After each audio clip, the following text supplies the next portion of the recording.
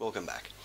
In the last video, we looked at how the perceptions of people who are in a role model position have a crucial impact on the perceptions of a student's own abilities and therefore how well they learn and perform.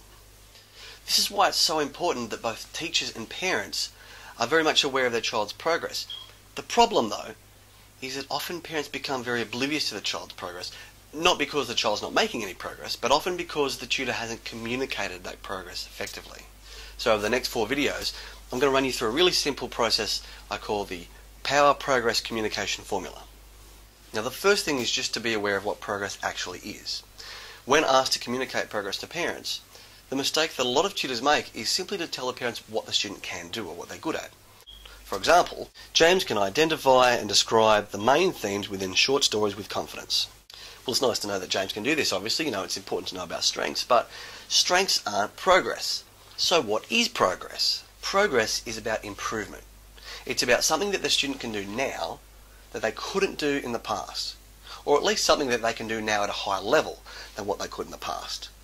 So assuming that James has made improvements in these areas, perhaps we could reword that sentence to say, James previously struggled to identify main themes within a story, however, he can now identify and describe them with confidence. Now that's progress.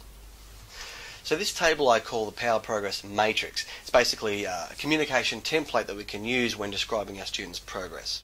Now the vertical columns represent time, so we're going to put that last sentence in the left column because it's about past progress. It's comparing James's present ability with his past ability and showing that there's a clear step upwards between what he could do and what he can do now. Okay, this is what parents want to know about the most. So in addition to knowing what improvements James has made from the past to the present, James's parents are also going to want to know what improvements does he still need to make now going into the future. Now the pitfall that a lot of tutors fall into here is just describing what the student can't do, or at best describing what they need to do. For example, James still struggles with multiplication. Okay, so he struggles with multiplication. We know what his weaknesses are now, but what, is that a dead end? He struggles with multiplication, end of the road? James's parents want to see a positive view on the horizon, not just a dead end. So how can we reframe this to instead focus on the progress that is still to come in the future? Well, how about just James will benefit by improving his multiplication skills? By wording this to include a positive view of the future, we take the focus off the problem and instead open up the road to solutions. So now we've created like a timeline with the present moment in the centre. We can see a clear step up from the past, but we can also see a continuous step up into the future.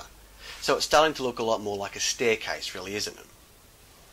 Well, guess what? That's what progress is all about.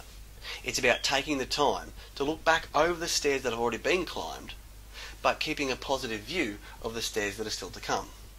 This way we not only have more certainty about where we've come from, we have a bit more certainty about where we're headed.